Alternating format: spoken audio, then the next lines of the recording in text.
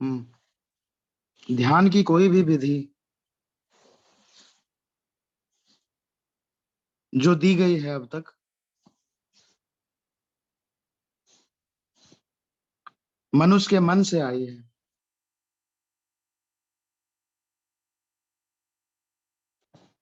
और बात ये चल रही है कि विधि के माध्यम से मन के पार जा सकते हैं कि नहीं? तो इसके लिए 2-3 बातें समझनी होंगी। एक तो बात ये है कि मन क्या है, जिसके पार जाना है और क्यों पार जाना है? एक सवाल ये भी उठता है।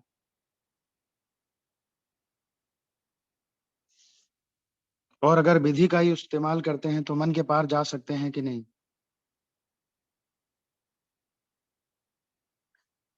तो इसका जवाब यही है कि मन के पार विधि से नहीं जा सकते हैं। मन को नष्ट कर सकते हैं, मन को मिटा सकते हैं। इस अर्थ में मन से मुक्त हो सकते हैं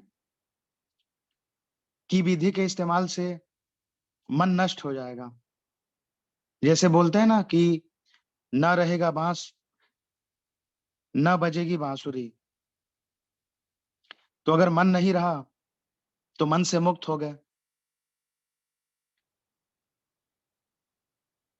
तो जो लोग किसी भी तरह की विधियों का इस्तेमाल कर रहे हैं,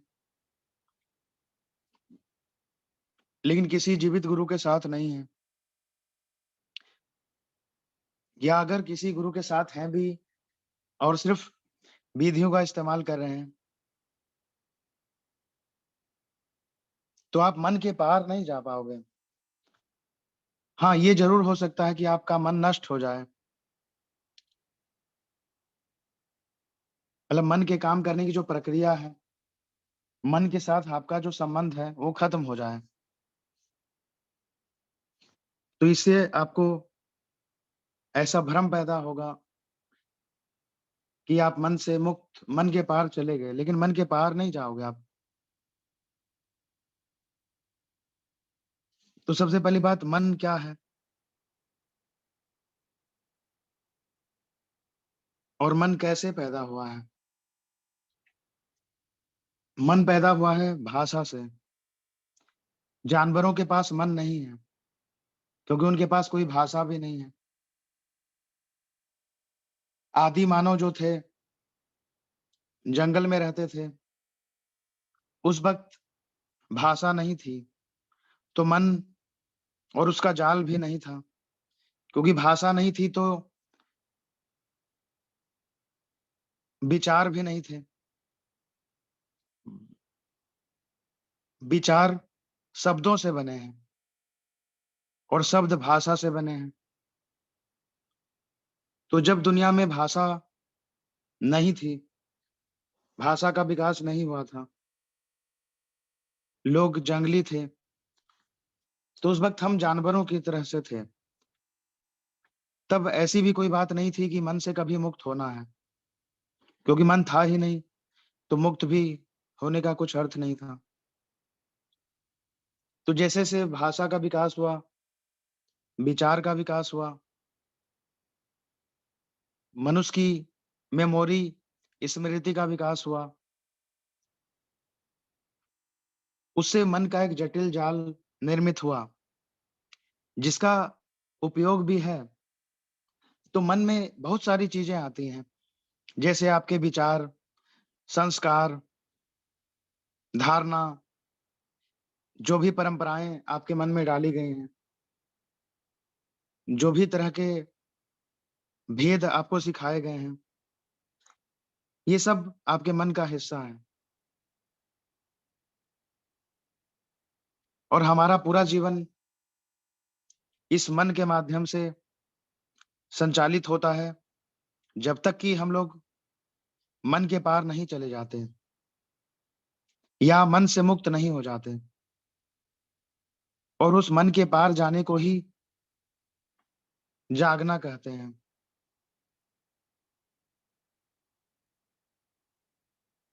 जो कि बहुत थोड़े से लोग ही हैं दुनिया में जो मन के पार जा पाते हैं या मन से मुक्त हो पाते हैं। तो सबसे पहले मन विकसित जब हुआ, अब से हज़ारों साल पहले, तो धीरे-धीरे करके कुछ लोगों के अंदर इतनी चेतना आई कि मनुष्य का जो मन है, हम उससे बंध जाते हैं और हमारा जीवन एक रिपिटिशन, पुनरुक्ति, दोहराव बनकर रह जाता है। जो व्यक्ति मन में है, वो कुछ उन्हीं चीज़ों को दोहराता रहता है पूरी ज़िंदगी, जन्मों-जन्मों तक, जो उसके मन में समाज के द्वारा, माँ-बाप, परिवार के द्वारा, मनुष्य के अतीत के द्वारा डाली गई है।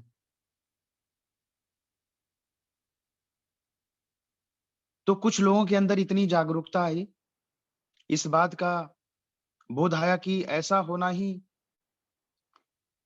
सब कुछ नहीं है, ऐसा होना ही जीवन नहीं है, या इसका अर्थ भी क्या है? और यहीं से अध्यात्म का विकास हुआ, अब से हज़ारों साल पहले। जब ये प्रश्न उठे कि क्यों हम लोग उसी चीज़ को दोहराते रहें अनंत काल तक और इसका क्या अर्थ है? ये बेमतलब दिखता है, निरुद्देश्य दिखता है कि हम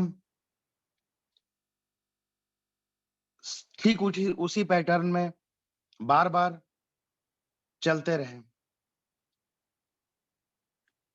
तो फिर इस बात की खोज शुरू हुई, इस बोध के बाद कि क्या कुछ ऐसा तरीका है, कुछ ऐसी विधि है, कोई ऐसा माध्यम है कि हम इस पुनरुक्ति से, दोहराए से निकल पाएँ, हमेशा-हमेशा के लिए। लेकिन जब हज़ारों साल पहले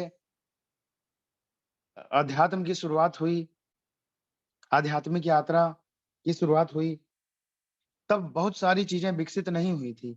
ये समझना भी ज़रूरी है। जैसे प्रेम का विकास,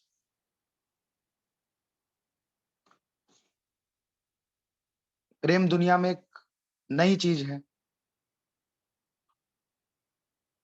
भाव का विकास, तो बहुत सारी चीज़ें विकसित नहीं थी और उस वक़्त ये भी दिखा कि इस दोहराव से मुक्त भी होना है। तो मुक्त होने का सबसे लेकिन मन विकसित हो चुका था। मन सबसे पहले विकसित हो चुका था। लेकिन अगर मैं प्रेम की बात करूँ तो प्रेम और 2 मनुष्यों के बीच प्रेम, 2 चेतनाओं के बीच प्रेम की बात अगर मैं करूँ, तो इसका विकास नहीं हुआ था, उतना जितना अब हुआ है। तो इसका परिणाम ये हुआ कि सबसे पहले मन से निकलने के लिए यही तरकीब दिखाई पड़ी शुरुआत में लोगों को कि अगर मन ना रहे, तो मन से निकल सकते हैं। अगर मन ही ना रहे, तो ही मन से निकल सकते हैं। मतलब मैंने कहा कि पहली बात उनको ये दिखाई पड़ी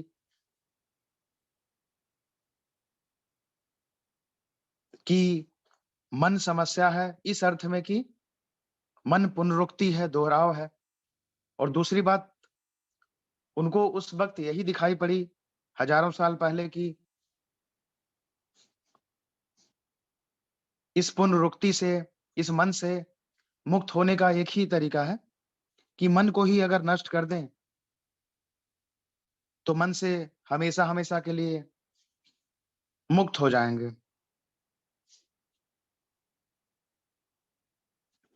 तो इसके लिए सबसे पहले उन्होंने विधियों का इस्तेमाल किया, जैसे साँसों के ऊपर ध्यान देना, अलग-अलग तरीके से साँसों का लेना-छोड़ना और भी मतलब मंत्र जप करना, कुछ विशेष तरह की शारीरिक क्रियाएँ करना, इन सब चीज़ों का विकास होना शुरू हुआ। लेकिन सबसे शुरुआत में इन चीज़ों का जो उद्देश्य था, वो यही था कि मन को नष्ट कर दें, क्योंकि उनको मन के को नष्ट करने के सिवाय कोई और तरीका नहीं पता था। तो ये सारी विधियाँ हज़ारों सालों में विकसित हुईं और वो प्रचलित भी हुईं। अब तक हज़ारों, लाखों या करोड़ों लोगों ने भी इस्तेमाल भी किया है। लेकिन इसके इस्तेमाल से जैसा कि मैंने कहा, विधियों का इस्तेमाल था ही है कि आप मन से मुक्त हो जाएँ और वो हुआ भी। लेकिन मुक्त होने का अर्थ यहाँ पर है कि मन का नष्ट हो जाना, मन का मिट जाना। तो मन मिट गया, तो आप मन से मुक्त हो गए। ना रहेगा बाँस, ना बजेगी बाँसुरी।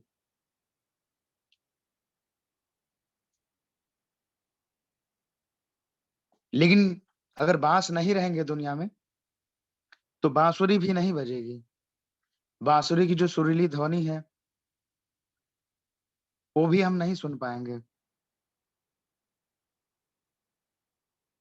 तो अब तक जो अध्यात्म विकसित हुआ, शुरुआत से मन को नष्ट कर देने के आधार पे विकसित हुआ। क्योंकि तब लोग इतने विकसित नहीं थे कि वो ये देख पाते कि मन से निकलने का तरीका मन को नष्ट करना ही नहीं, कुछ और भी हो सकता है। लेकिन अब हज़ारों सालों के बाद मैं ये देख पा रहा हूँ या और भी कुछ लोग देख पाए हैं कि आप मन को नष्ट किए बिना भी मन से मुक्त हो सकते हो। जिसको मैं कह रहा हूँ मन के पार जाना। मन को पार जाने का अर्थ और मन को नष्ट करके मन से मुक्त होने में क्या डिफरेंस है? क्या अलग-अलग है? अलग ये है कि जब आप मन से मुक्त हो गए, मन को नष्ट करके, तो उसके बाद आप अपने मन का इस्तेमाल नहीं कर पाओगे और जीवन बिना मन के चलेगा नहीं। तो इसका अर्थ है कि उसके बाद आपका जीवन रुक जाएगा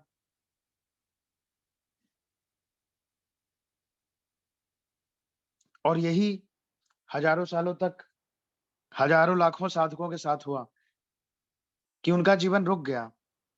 उनकी चेतना नहीं बढ़ी आगे। उन्होंने कोई सृजन नहीं किया। उन्होंने जीवन के रहस्यों में प्रवेश नहीं किया। सिर्फ़ कुछ मुट्ठी भर लोगों को छोड़ दें,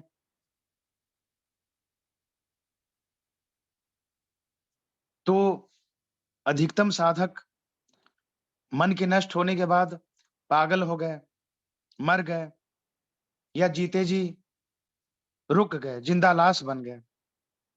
उनका जीवन रुक गया। ये हुआ मन से मुक्त होने पर विधियों के द्वारा। लेकिन दूसरी बात, एक नई बात जो मैं कहना चाहता हूँ, वो ये है कि एक हज़ारों साल पुरानी बात है ये। हज़ारों साल पुरानी समझ है ये, जब आध्यात्मिक यात्रा की शुरुआत हुई थी, कि आप मन को नष्ट कर दो, तो आप दोहराव से मुक्त हो जाओगे। लेकिन अब नई बात जो मैं कहना चाहता हूँ, वो ये है कि आपको मन नष्ट करने की कोई ज़रूरत नहीं है। आप मन के ऊपर के तल पर मन को छोड़कर पहुँच जाओ, तो आप मन के पार चले जाओगे और तब आपका मन भी मौजूद रहेगा। मन यानी मन का जो मैकेनिज़्म है, तो उसका इस्तेमाल आप आगे जीवन के लिए भी कर पाओगे और आप आगे विकसित भी हो पाओगे। जीवन के नए रहस्यों को खोज भी पाओगे, कुछ सृजन भी कर पाओगे।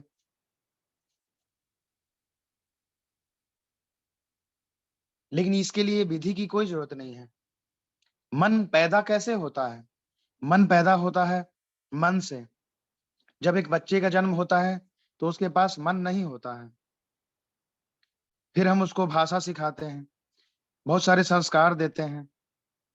बच्चा आस-पास देखता है, लोगों की गतिविधियाँ, व्यवहार, उससे मन निर्मित होता है। तो मन से मन निर्मित होता है। ठीक इसी तरीके से अमन से, नो माइंड से, नो माइंड निर्मित होता है। मतलब अगर कोई ऐसा व्यक्ति है, जो मन के पार जा चुका है और आप उसके सत्संग में होगे, आप उसके साथ होगे, तो आप मन को छोड़ दोगे, आप मन के पार चले जाओगे। इसके लिए किसी विधि की कोई ज़रूरत नहीं है।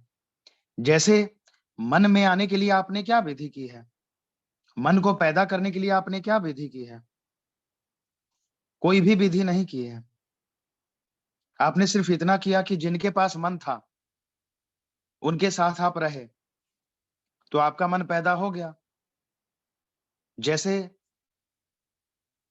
कुछ ऐसे बच्चे थे, जिनको भेड़िए उठाकर ले गए, जब उनका जन्म हुआ और वो जंगल में रहे।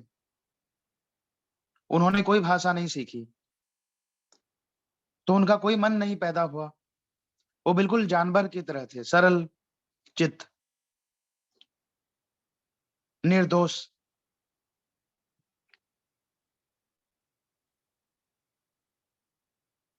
तो मन से पैदा होता है। अगर एक छोटे बच्चे को जंगल में छोड़ दें, तो उसमें मन पैदा नहीं होगा। यानी मन जिनके पास मन है, उनके साथ होने से पैदा हुआ है। ठीक इसी तरीके से जो व्यक्ति मन के पार है, यानी जो व्यक्ति उन सारी परंपरा, संस्कार, धारणा, उस पूरे पैटर्न को जो समाज ने दिया है, उसको छोड़ चुका है और जो व्यक्ति अब प्रेमपूर्ण है, सृजनात्मक है, चेतनावान है, आत्मावान है, उस व्यक्ति के साथ और उसी व्यक्ति को गुरु कहते हैं। उस व्यक्ति के साथ अगर कोई व्यक्ति जुड़ जाए अंदर से, प्रेम से, तो उसका मन छूट जाता है, छूटने लगता है, बिना किसी विधि के। बस सत्संग, गुरु के सत्संग में आ गया, तो बस मन छूट गया। पहले उनके सत्संग में थे, जिनके पास मन था, अब उसके सत्संग में आ गए, जो मन के पार है, तो आप मन के पार चले जाओगे और मन के पार जाने के बाद आप बहुत कुछ नया देख पाओगे, बहुत कुछ सृजन कर पाओगे। लेकिन अगर आपने सिर्फ़ कोई विधि की और मन को नष्ट कर दिया, मन को मिटा दिया, तो आपका जीवन रुक जाएगा, नष्ट हो जाएगा। जैसे बौद्ध हैं, गौतम बुद्ध को हुए 2500 साल हुए, तो बौद्धों ने कुछ भी सृजन नहीं किया पिछले 2500 सालों में, करीब-करीब। इसका कारण क्या है? इसका कारण यही कि उन्होंने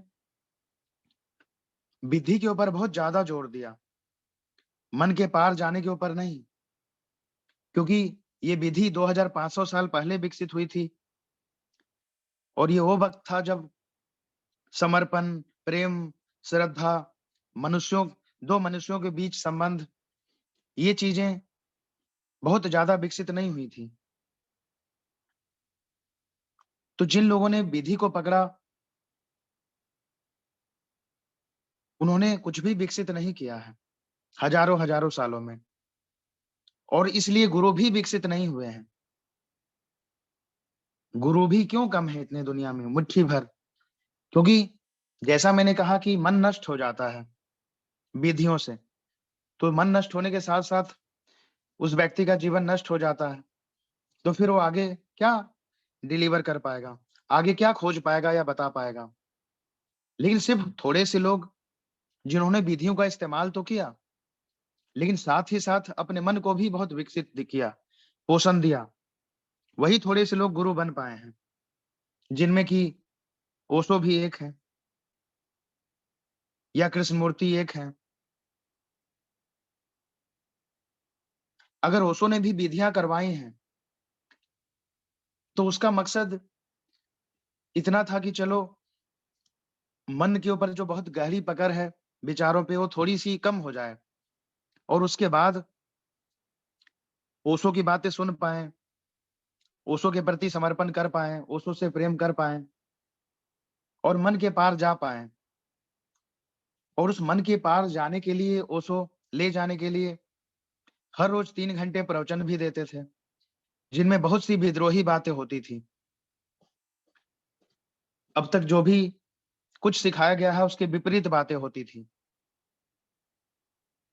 तो ये बातें ओशो क्यों करते थे? अगर मान लो कि विधि से सब कुछ हो जाता है, मान लो कि ओशो ये जानते होते कि विधि से मन के पार चले जाते हैं, तो ओशो को 3 घंटे रोज़ बोलने की क्या ज़रूरत है? ओशो के प्रवचन सारे रिकॉर्डेड हैं जो दुनिया में सबसे ज़्यादा हैं, जिनको सुनने के लिए भी कई दशक लग जाते हैं। तो ओशो का इतना बोलने के पीछे क्या मकसद था? गौतम बुद्ध तो सिर्फ़ मौन में रहने की बात करते थे, जबकि ओशो हर रोज़ 3 घंटे बोल रहे हैं और बहुत कुछ बता रहे हैं। क्यों? क्योंकि ओशो 2500 साल बाद हुए हैं और अब ये देख भी पा रहे हैं और क्योंकि मैं ओशो का शिष्य हूँ, तो अब मैं भी इस बात को देख पा रहा हूँ कि अगर आप सिर्फ़ विधि करते हो, तो आपका मन नष्ट हो जाएगा और आपकी जो क्षमता है, आपकी जो वो वास्तविकता में नहीं बदलेगी। आपकी जो फ्लावरिंग होनी थी, आपका जो एक अनूठा फूल खिलना था, आपके अंदर से एक विलक्षण व्यक्तित्व प्रकट होना था, अस्तित्व के माध्यम से, वो प्रकट नहीं हो रहा है। ये ओशो ने देखा, तो उन्होंने कुछ विधियाँ दी हैं, लेकिन विधियों को ही जिसने सब समझ लिया और ओशो की बातें नहीं सुनी, उनकी चेतना के संपर्क में नहीं आया, उनके जीते जी, तो उन लोगों के साथ यही हुआ कि उनका मन नष्ट हो गया, सिर्फ़ विधियों से, लेकिन मन के पार जाकर जो यात्रा है, जो जीवन का आनंद है, जीवन की जो खोज है, वो नहीं हो पाई उनके साथ। और आज भी जो लोग सिर्फ़ विधियाँ कर रहे हैं, अगर आप उनके जीवन को देखोगे, तो एक आम आदमी के जीवन से कुछ ज़्यादा अलग नहीं दिखाई पड़ेगा। उनका जीवन लगभग वही है, जो एक आम व्यक्ति का है, जो विधि नहीं कर रहा है। हाँ, इतना फ़र्क हो सकता है कि वो उसका जीवन रुक गया हो। एक आम आदमी ज़्यादा त्वरा में जीता है, कहीं न कहीं चाहे गलत चीज़ के लिए ही सही, चाहे पैसे के लिए ही सही, अहंकार के लिए ही सही, लेकिन भागता हुआ दिखाई पड़ेगा आपको, क्योंकि जीवन एक यात्रा है, तो उसकी यात्रा की दिशा भले ही गलत है, लेकिन उसके पास एक यात्रा जीवन की हो रही है। लेकिन जिन लोगों ने विधियों का ही सिर्फ़ इस्तेमाल किया, जैसे बौद्धों का मैंने उदाहरण दिया, उनकी यात्रा रुक गई। हाँ, उन्होंने कुछ हो सकता है उन्होंने युद्ध ना किए हों, उन्होंने कुछ आपके हिसाब से गलत ना किए हों, लेकिन कुछ सही भी तो नहीं किया और जीवन सिर्फ़ सही-गलत की बात नहीं है, जीवन जीने की बात है। तो ऐसे लाखों सन्यासी हैं, जिनसे साधक हैं, जिनसे आप मिलोगे तो आपको दिखेगा कि वो बिल्कुल ठंडे पड़े हुए हैं, ज़िंदा लाश हैं। लेकिन आपको क्योंकि कुछ धारणा दे दी गई है कि आध्यात्मिक होने का मतलब है शांत होना, आनंदित होना, बर्फ की तरह जमा हुआ होना, रुका हुआ होना, तो इसकी वजह से आपको लगेगा कि ये व्यक्ति सही जा रहा है, सही दिशा में जा रहा है। लेकिन ऐसा नहीं है, उसका जीवन रुक चुका है, वो जीते जी मुर्दा हो चुका है, क्योंकि उसने अपने मन को नष्ट कर दिया है। जैसा मैंने कहा जीवन मन के बिना नहीं चलेगा, तो अगर आपने सिर्फ़ विधि की, तो आपको एक भ्रम पैदा हो सकता है कि आप शांत हो, आनंदित हो, लेकिन वो सिर्फ़ कब्र में लेटकर आनंदित होने वाली बात है, वो जीवन का आनंद नहीं है। आप जिसको शांति समझ रहे हो, विधियों के माध्यम से, वो सिर्फ़ एक मुर्दा शांति है, वो जीवन की शांति नहीं है। जीवंत शांति, जीवन का आनंद बिल्कुल अलग बात है। तो मन के से मुक्त होना, ये हज़ारों साल पुरानी बात है, जो आज भी चल रही है और लोग विधियों के माध्यम से अपना मन नष्ट कर रहे हैं, मुर्दा हो जा रहे हैं और दूसरे लोग, नए लोग उस मुर्देपने को ही समझते हैं कि वो जाग चुके हैं, जबकि सच ये है कि वो जाग नहीं चुके हैं, जीवन से भाग चुके हैं। पहले लोग हिमालय पर जाकर भागते थे, अब आप अपने घर में बैठे ही हुए ही भाग जाते हो। लेकिन मन के पार जाकर जो जीवन की यात्रा है, उसका इस बात से कोई संबंध नहीं है। मतलब अगर कोई व्यक्ति मन को छोड़ देता है, मन के पार चला जाता है और जीवन जीता है, तो उसके जीवन में सृजन होगा, उसके जीवन में एक उत्साह होगा, एक जीवंतता होगी, वो नए लोगों से जुड़ेगा, संबंधित होगा, प्रेम करेगा, एक नई दुनिया बनाएगा, कुछ नई चीज़ों का आविष्कार करेगा, हर रोज़ एक नया जीवन जिएगा, नई चीज़ें खोजेगा, जानेगा,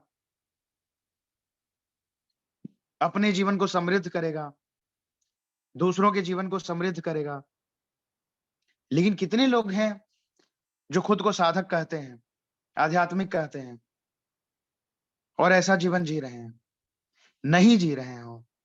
वो एक मुर्दा जीवन जी रहे हैं, जिंदा लाश, ज़ॉम्बी बन चुके हैं और सिर्फ़ इसको ही कहते हैं कि हम शांति में हैं, हम आनंद में हैं, हम संतुष्ट हैं, हम खुश हैं, जिसका वास्तविक अर्थ में कोई मूल्य नहीं है। वो सिर्फ़ मुर्दापना है और इस मुर्देपने को ही अध्यात्म हज़ारों सालों से समझा गया है। लेकिन इसका विकास हुआ है क्योंकि ओशो ने बहुत सारी नई बातें बोली। लेकिन मुश्किल तो ये है कि नासमझ लोग ओशो को भी गौतम बुद्ध की तरह उपयोग करते हैं। यानी सिर्फ़ ओशो की विधियों को ही मूल्य देते हैं। ओशो के जीवन दर्शन को नहीं। ओशो ने मन के पार जाने के लिए जो समझ दी है अपने इतने प्रवचनों में और जिसकी रिकॉर्डिंग भी करवाई है, उसको मूल्य नहीं देते हैं। अगर उसको मूल्य देते,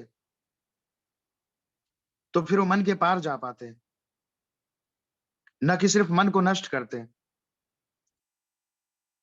लेकिन अध्यात्म की शुरुआत में जो ये घटना घटी मन को नष्ट करने की, उसका कारण मैंने बताया कि तब लोग इतने इंटेलिजेंट नहीं थे।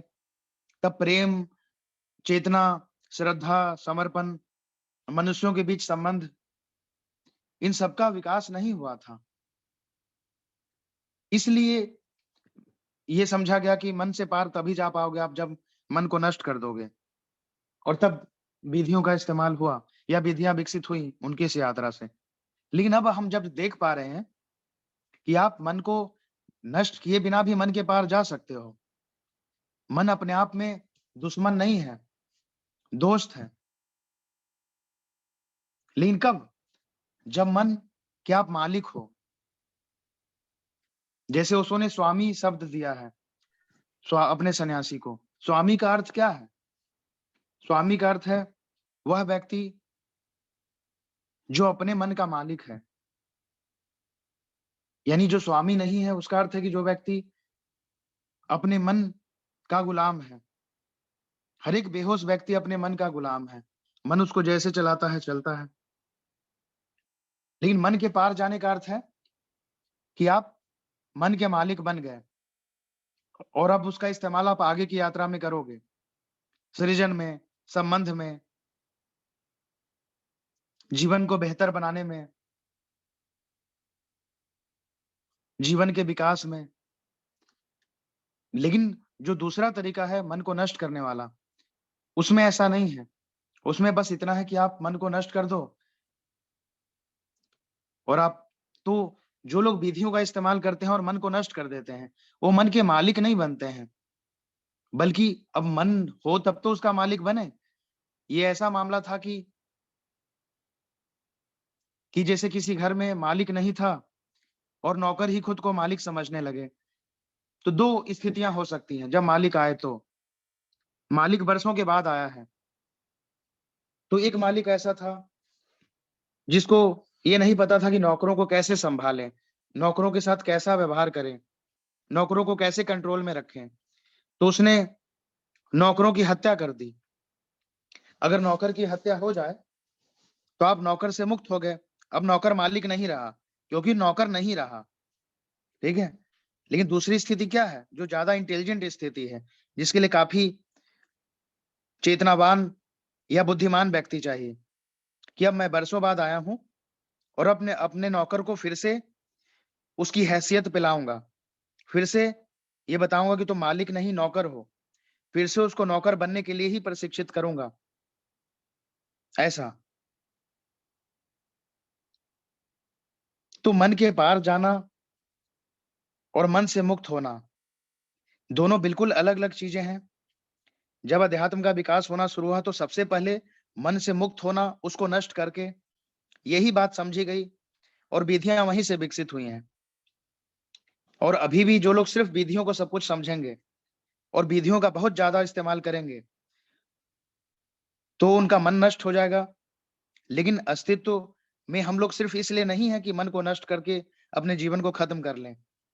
हम इसलिए भी हैं कि हम पूरे विकसित हों, क्योंकि मन के ऊपर का जो जगत है, उसमें बहुत कुछ है, प्रेम है, सृजन है। जो भी दुनिया में सृजन होता है, अमन से होता है, नो माइंड से होता है, माइंड से नहीं। तो अगर आप सिर्फ़ विधि का ही इस्तेमाल करोगे तो आप नो माइंड को भी 2 अर्थ कर सकते हैं। नो माइंड का मतलब एक अर्थ है कि माइंड ही नहीं रहा, तो आपने कहा नो माइंड। और नो माइंड का एक दूसरा अर्थ जो मैं कहना चाहता हूँ, जिसके लिए मैं बात कर रहा हूँ, ये है कि आप मन नहीं हो, आप मन से अधिक हो अब। आपने मन को छोड़ दिया, मन के मालिक बन गए, मन के पार चले गए, तो अब आप सिर्फ़ मन नहीं रहे। जब तक मन का आप पे कब्ज़ा था, तब आप मन थे, मन से ज़्यादा कुछ भी नहीं थे, है ना? तो उससे ऊपर आने की स्थिति ये है कि अब आप सिर्फ़ मन नहीं हो, मन से अधिक कुछ हो, एक चेतना के रूप में आप हो। तो ये 2 तरीके हैं, तो आपको ये देखना है कि आपको क्या करना है।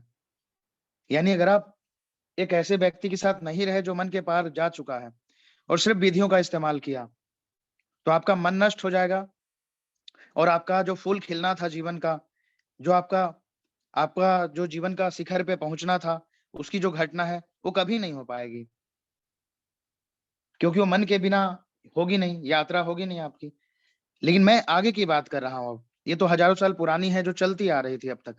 और अभी भी जो भी पुराने गुरु हैं, यानी पुरानी समझ के गुरु हैं, वो विधियाँ देते हैं। क्योंकि उनको इतना ही पता है कि मन को नष्ट कर देना है और उस तभी आप मन के से मुक्त हो पाओगे, है ना? लेकिन अब मैं या आगे जो भी गुरु होंगे, वो ऐसा नहीं बोलेंगे। आगे जो भी गुरु होंगे या जो आगे के गुरु होंगे, वो आपको मन के पार ले जाएँगे, लेकिन आपके मन को नष्ट नहीं करेंगे। क्योंकि अगर आप मन के पार चले गए, तो आप दोहराव से भी मुक्त हो जाओगे, क्योंकि मन दोहराव है। तो आप दोहराव से भी मुक्त हो जाओगे, आप मालिक भी बन जाओगे और आपकी आगे जो भी यात्रा चलनी है, वो भी चल पाएगी।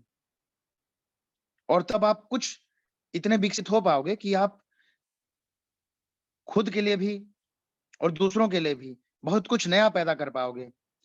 और अगर अधिक से अधिक लोग ऐसे पैदा होते हैं, अधिक से अधिक ऐसे लोग तैयार होते हैं, तो हम लोग बहुत जल्दी एक बहुत अद्भुत और नए किस्म के जीवन को जिएँगे। लेकिन जो लोग सिर्फ़ विधियों का इस्तेमाल करके अपने मन को नष्ट करते रहेंगे, जैसा कि हज़ारों सालों तक हुआ है, तो उससे कोई नया जीवन, नई चेतना, नया सृजन पैदा नहीं होगा। और इसलिए हो यही रहा है कि जो लोग आध्यात्मिक हैं, वो लोग सबसे ज़्यादा गैर गैर सृजनात्मक व्यक्ति होते हैं, सबसे कम सृजन कर रहे होते हैं, क्योंकि उनका जीवन रुक चुका होता है, जिंदा लाश बन चुका होता है। एक आम बेहोश व्यक्ति भी कई बार बिना किसी गुरु के, बिना किसी विधि के जीवन में इधर-उधर टटोलते हुए एक्सीडेंटली कुछ न कुछ डिस्कवर कर पाता है। जीवन के बहुत सारे सत्य को देख पाता है, अनावृत कर पाता है। लेकिन जो ऐसे आध्यात्मिक लोग हैं, जिन्होंने विधियों को ही सब कुछ समझ लिया है, वो तो कुछ भी डिस्कवर नहीं कर पाते हैं, कुछ भी देख और जान नहीं पाते हैं।